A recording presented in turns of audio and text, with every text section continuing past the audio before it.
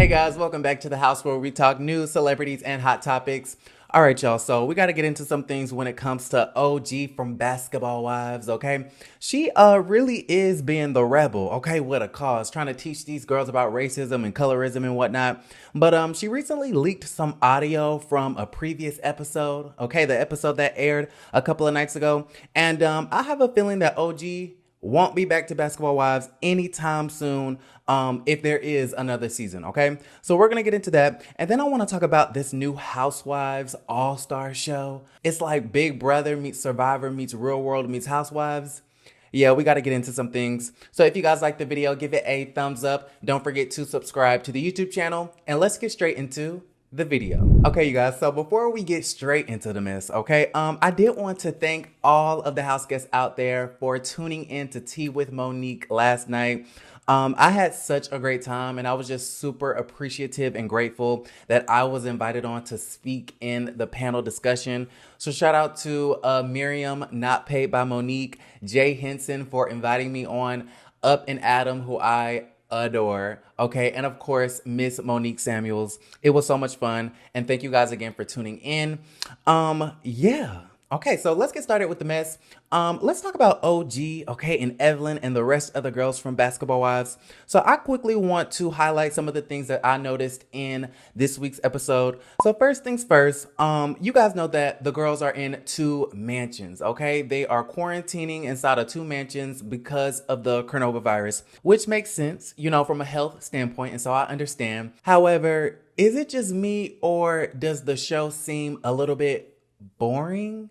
Okay, I found myself being disinterested because I'm just like, okay, the ladies are in these homes, right? These two mansions, and they're really not doing anything. They're literally lounging around the house, you know, drinking, right? Talking mess, not really doing much. Okay, the conversations that they are having are just very lackluster. And I'm just like, okay, VH1 and the producers over there, what y'all got going on? Like, I thought that we were going to have some storylines. I thought we were going to have some stuff to talk about. Like, I'm just a little bit confused about the situation. Now, speaking of boring, you guys, can we very quickly talk about Lamar Odom's ex, Miss Liza? Okay, Liza is the new girl, right? And I'm not sure why we needed her. Okay, I guess the producer said, let's bring on a new girl, someone to spice things up, but she's not spicing nothing up. Okay, she's a snooze fest in herself. All she's doing is on the show talking about some damn Lamar Odom, a man she hasn't been with in forever. Okay, I believe their child together is 18 at this point. And so you still talking about this man. Now, I do appreciate her storyline to an extent because I know there are single mothers who can relate to her story. But honey, if all you're going to bring is your complaints about how Lamar Odom is a bad baby father, then you don't really have no place on Basketball Wives, okay? And so we already have Kristen, we have Phoebe, I believe it's another girl, okay? You got Jackie's friends coming into the mix next week, and so I just don't really understand what the point of Eliza is, but, you know, that's my opinion. I digress. Now let's get into the meat and potatoes. Can we get into Miss Evelyn Lozada, honey?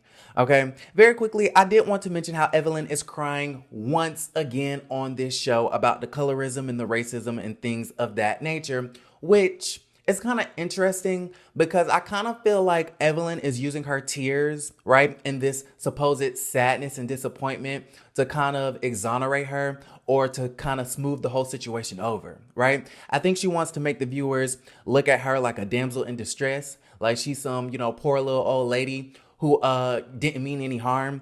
But girl, your tears are not working over here. Okay, Evelyn, you can keep your tears.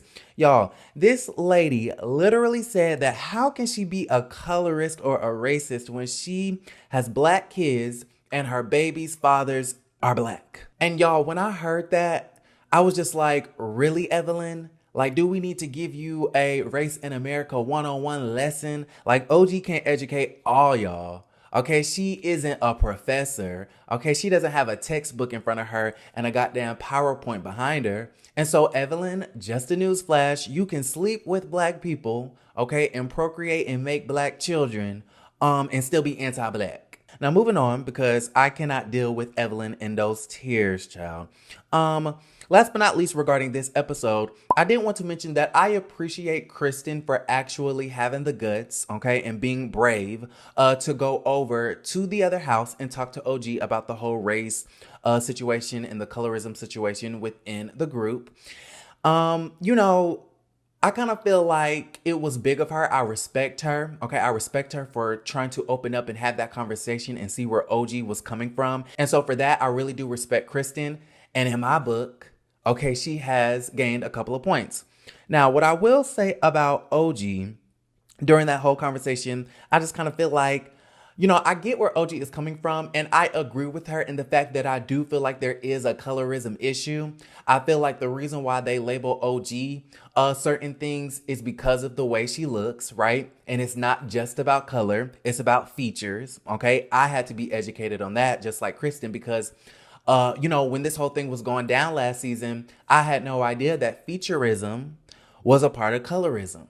Okay, and so I loved that teachable moment, but I kind of felt like OG was being very closed off. She was very defensive. She came into the situation this season wanting to have some type of resolve and have conversations, but I feel like the whole time OG wasn't really trying to share her experiences or her feelings so that Kristen could understand where, you know, she was coming from. And so I wish OG would have been more open, okay, to the situation. Now let's get into the real tea, because this is the reason why I say that I think OG is going to get fired if Basketball Wives does have another season, which I'm always surprised when they do get renewed, because I think this show has been so dry and stupid for years now, okay? But we still watch because what else do we have to do, okay, during the coronavirus? Now, you guys, I say she's going to get fired because Miss OG done leaked the audio tapes, okay? She done leaked the tapes, and I'm shooketh, okay? I am very shooketh at the situation, because I'm like, OG, are you really releasing audio, okay, full-length audio of you and Kristen's conversation from last night? Now, from my understanding, it seems like OG wasn't happy with the editing of the last episode, and so she decided to release the entire conversation. I guess she recorded it on her phone or something like that. She released the entire conversation on Instagram last night. And so I was just shocked, because I'm like, girl, are you even allowed to do this? Like, is this legal? Are you contractually able to record conversations during filming and then release it on social media after the episode airs? Now, honestly, I listened to a good 40 minutes of it, okay? It's like a 52-minute clip on Instagram, and I'll link it down below if you want to check it out. Honestly, it's not really worth checking out. I kind of don't understand what OG is trying to convey, because I personally feel like the editors did a decent job in trying to encompass the gist of the conversation in the show. And so I, you know, listened to the whole thing, and I'm just like, okay, this is basically just an elongated version of what we saw on television. And so I don't get what OG was really trying to do there. But my whole question is OG going to get fired? Like, is she going to be reprimanded by this? Right? Is her Basketball Wives checks gonna be hold up? Because I'm pretty sure she is not allowed to record this stuff and then release it, right? Am I the only one that thinks that? Let me know what you guys think about the situation down below. How do you guys feel about Kristen going up to OG and attempting to have the conversation about colorism? All right, y'all. So moving right along, can we get into the Real Housewives? Okay, something that's just a little bit better as far as reality television is concerned. Apparently there is a new Housewives All-Star show, okay, that's coming up on the scene. And honestly, I am super excited about the situation, because this is a show that's going to bring different housewives from different franchises all together to live in a house. All right. It's like a Big Brother meets a Survivor meets the Real World meets the Real Housewives. And I'm all the way here for it. And so this news comes from the Jasmine brand. Shout out to everybody at the Jasmine brand. It says that the Jasmine brand exclusively reports that the Housewives franchise is going on the road, okay? Bravo is allegedly gearing up for a special limited series that will feature women from multiple housewife cities. Sources tell us that 8 to 10 ladies will go on a trip and stay in a home together at a tropical location. It will allegedly air on NBC's streaming platform Peacock. And so we can see that NBC Universal, okay, and everybody over there at Bravo is really trying to promote this Peacock app, right? Let me know what you guys think about that situation. Are you guys into all of these streaming platforms like Zeus and Peacock and, you know, the regular ones like Hulu and Netflix and HBO Max and all of that? I just kind of feel like it's too much with all of these, you know, streaming services. It's eating up my pockets. Like, I can't pay for everybody's service. And so I would love for this to be on Bravo, but I may have to subscribe to Peacock, child, so I can get the tea on this All-Star show and Real Housewives of Miami. Now, you guys, we got some tea. Okay, we got some tea because we actually have an idea of who's going to be on this show. And so, according to Real Housewives franchise, honey, okay, I tell y'all this every day. Go ahead to Instagram and follow Real Housewives franchise.